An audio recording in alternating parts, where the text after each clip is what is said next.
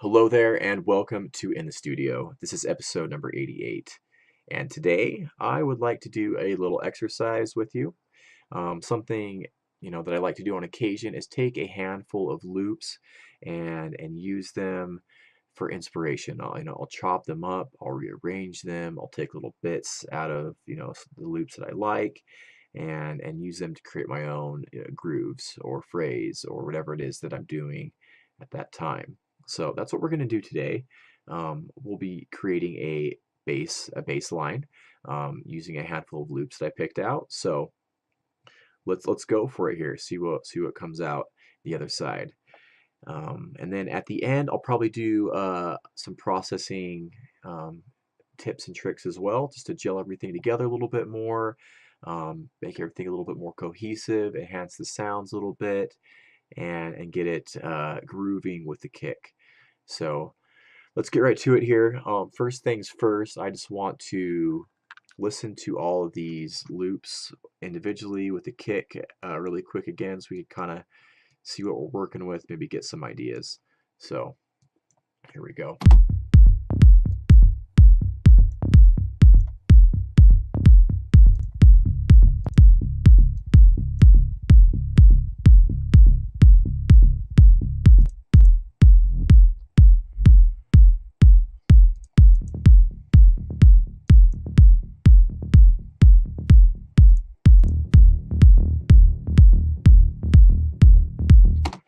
Okay, I'm really liking this one here. But first things first, I want to make this a shorter loop. Let's just go for 2 bars. I think will work. I don't want to overdevelop this. I think it's easy to overdevelop, loops and phrases, especially the bass line. I just want to keep it more simple and straightforward here. So I think 2 bars will work.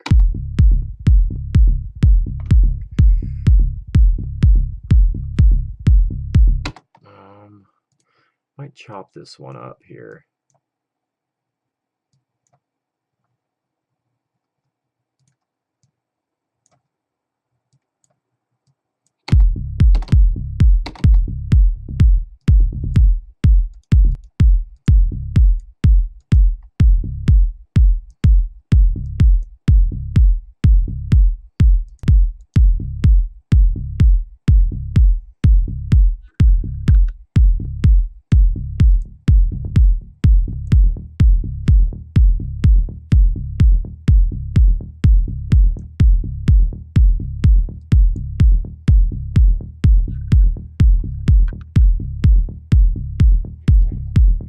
Even that, I think, could work.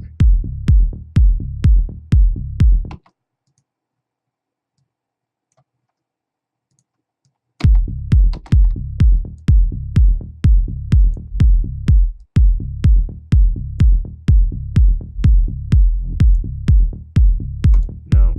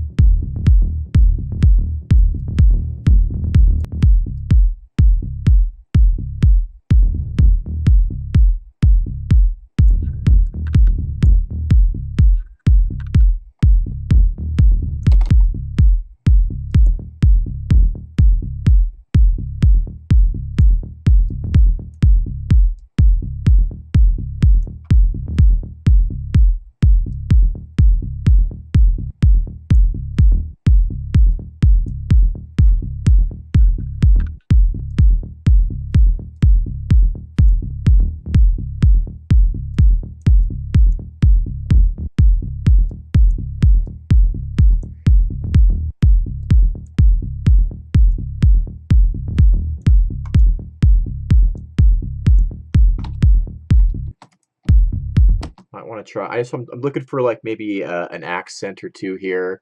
Um, let's try this top one.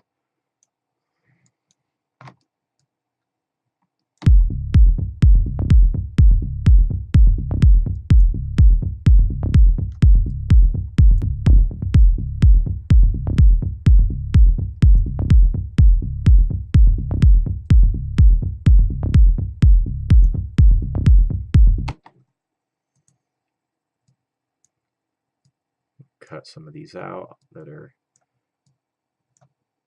conflicting with these hits down here.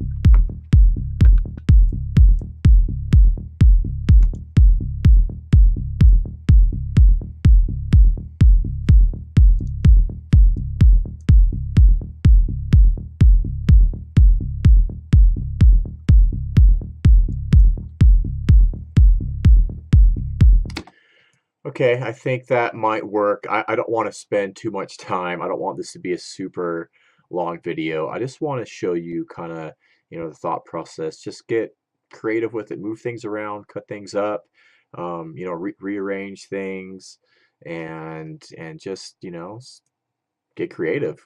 And so I'm just gonna roll with this.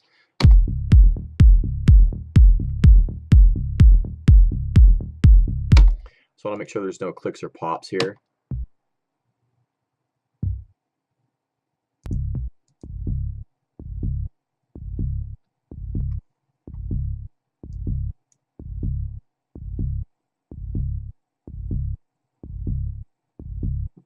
What I'm going to do, I just want to show you this really quick. You can create just little simple fades without having to draw in automation by just going to the declicking mode and going to transient bleeding, and see how it puts in those little fades there. So I'm just going to scooch these in a little bit.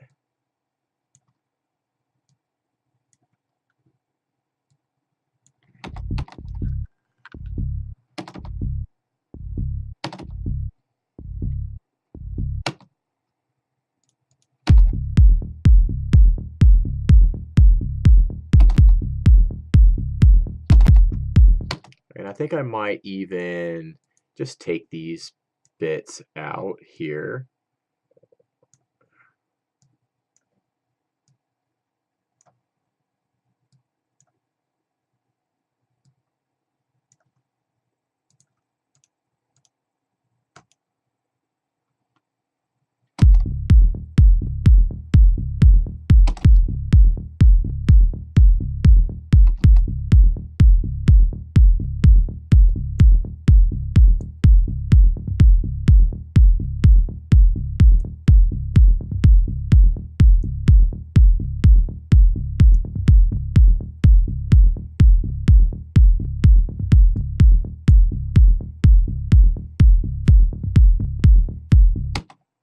And I'll just do some smaller fades here on this one.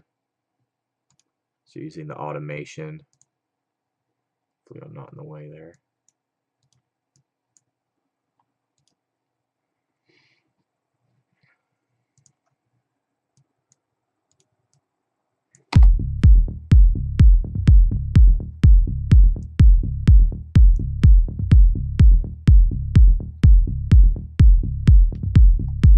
And I think just to make a little space for this hit right on the 16th note before the second bar, I'll just fade this one out. So I'm going to put another point here. Oops. And I might just give that one a nice little fade out there.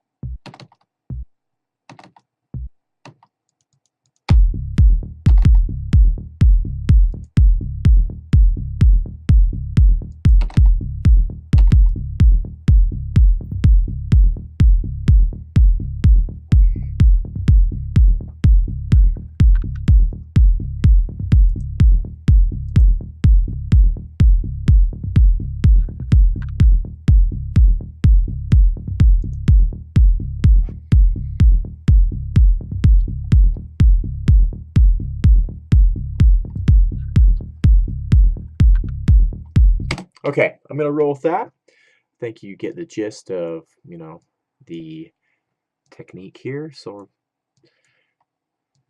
just gonna roll with that for now. Okay, so we have a basic little groove here. Now let's just do a little bit of processing to enhance it and build upon our little bass line. So let's hop into the mixer.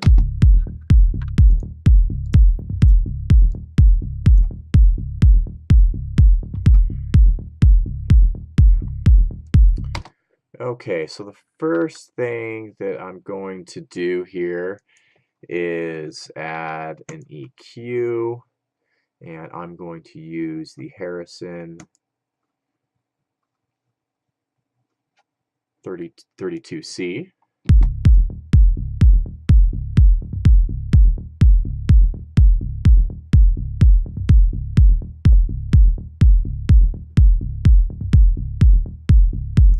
You know what? I actually changed my mind. I'm going to use the Moog multi-filter.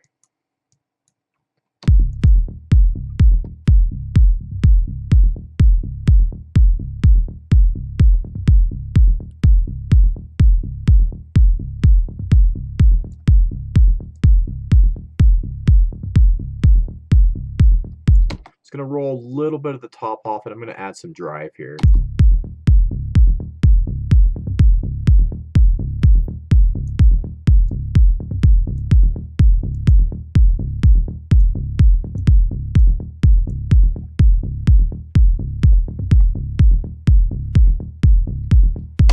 Cool. Now, what I can do also is let's add maybe a touch of delay here to give it a little bit more groove. So I'm going to add, I'm going to try replica. And let's find a groove, maybe mix in a little bit of delay here.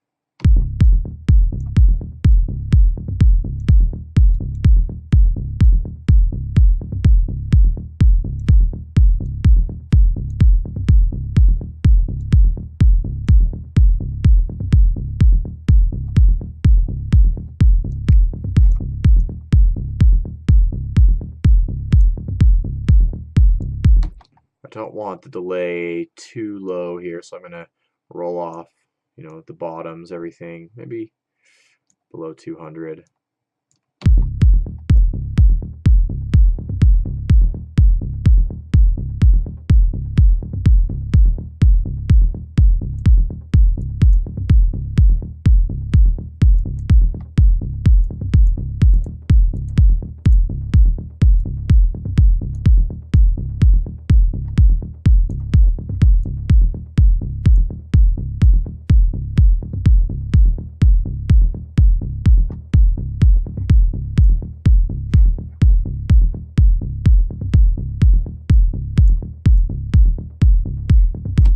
I think I'm just going to go for the 8th dotted and just mix in really a very small amount.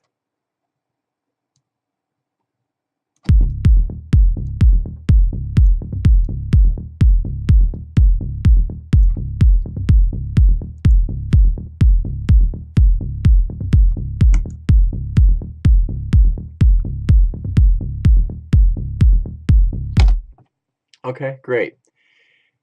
And then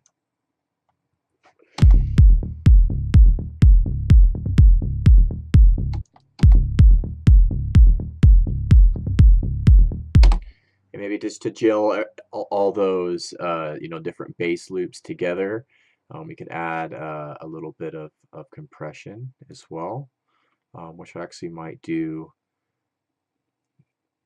after the filter.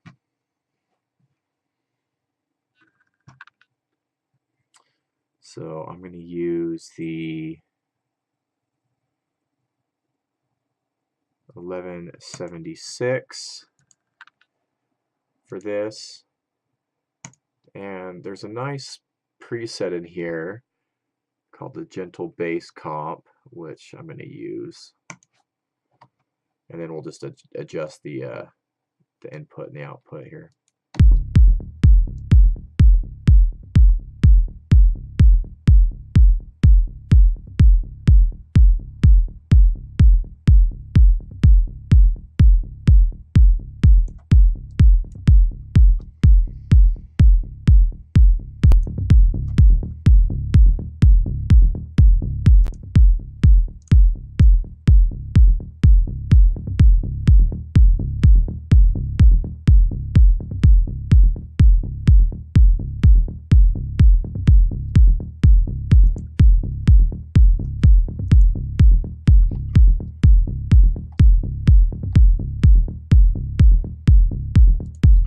Yeah, it's just gonna gel those sounds together a little bit more, bring up the volume a little bit, beef it up a little bit.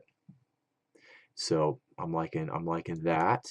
We got a little extra groove with the delay, um, and also there is a little bit of saturation on the delayed signal as well.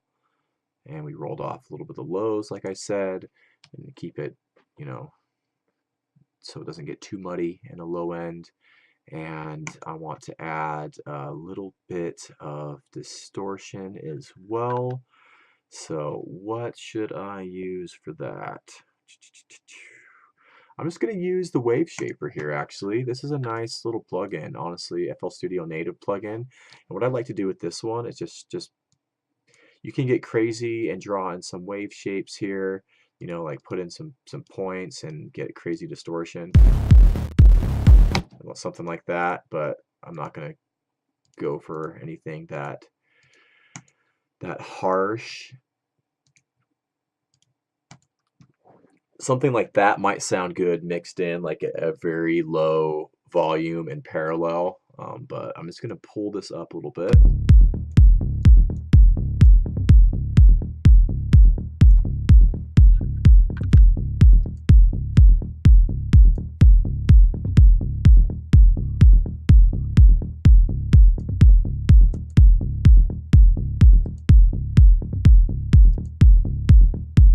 Yeah, you can hear it. It does kind of get, just pushes it forward a little bit, beefs up the sound, and it doesn't really increase the gain at all either.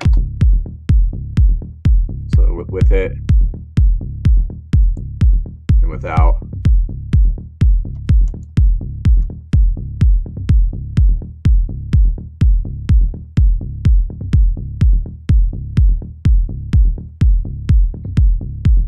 Cool. I'm liking that. So now I'm just going to add a touch of sidechain here as well. So I'm just going to use Kickstart for this. And style this in. I'm just going to use the sub bass curve.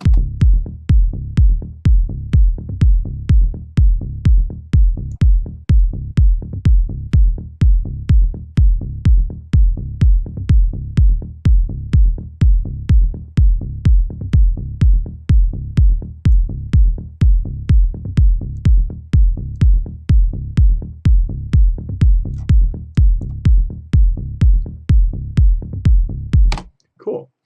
And I'm digging that. And now what I want to do actually is send this off to an auxiliary channel. So what I'm going to do here is I'm going to send it over here, and I'm going to send it to this track here as well, and I'm going to unroute this from the master. So let's just rename this so we keep it a little bit organized. We'll call this bass, and this will be the bass dry. And this will be, I want to do a bass reverb called bass verb. And I don't need a color for this right now. So the bass dry is just the dry signal, because we unrouted the original bass from the master. The reason I did that is I've mentioned a couple times that when I'm doing parallel channels this way, it just avoids any latency issues. So that's why I use 3 tracks. But as on the bass verb track here, I'm going to put on Sound Toy's little plate. And I'm going to turn this. This is going to be a parallel track, so it's going to be all the way wet. And we'll start with a 2-second decay for right now. I'm going to just roll off a little bit of the lows.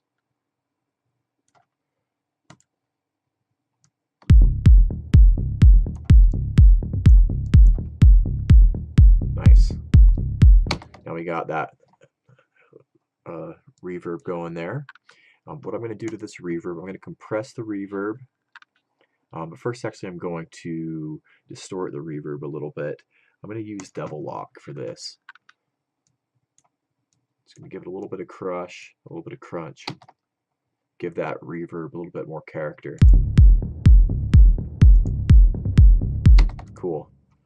And now what I'm going to do is I'm going to compress that. I'll use the LA2A.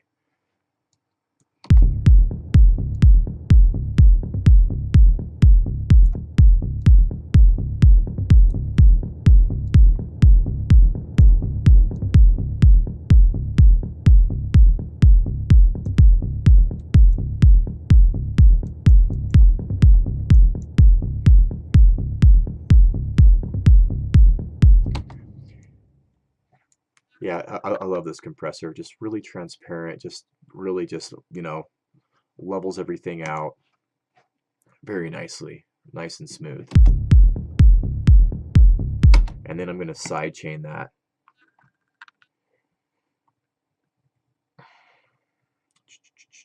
So I'm going to use Mr. Kickstart again. And maybe I'll try a different curve for this. Just give it a little extra flavor.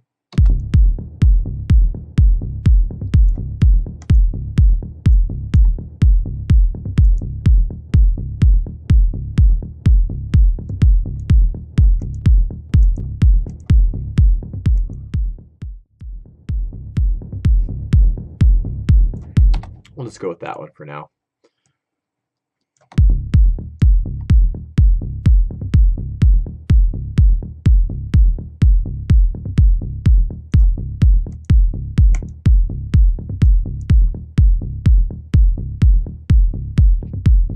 There you go. Then it's got a nice, you know, some more sense of space and dimension, and that's given a little groove too. And you could play with the side chain and maybe give the side chain a little bit more of a rhythm.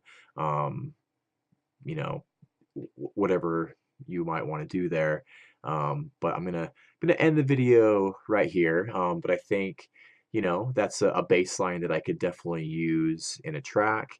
And yeah, I hope you enjoyed, you know, that technique. I think it's definitely worth having in your arsenal. It's, you know, really easy to do, and you know, it's really easy to take loops and, you know, spark inspiration from them. Don't just throw them in your track, you know, just use them more creatively and come up with something unique that is completely your own. So yeah, I'm gonna stop yakking because, yeah, see you later. Bye.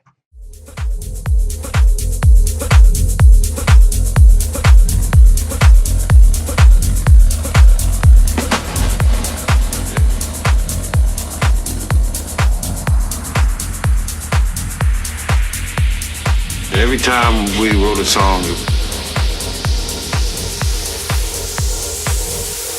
that was unbelievable.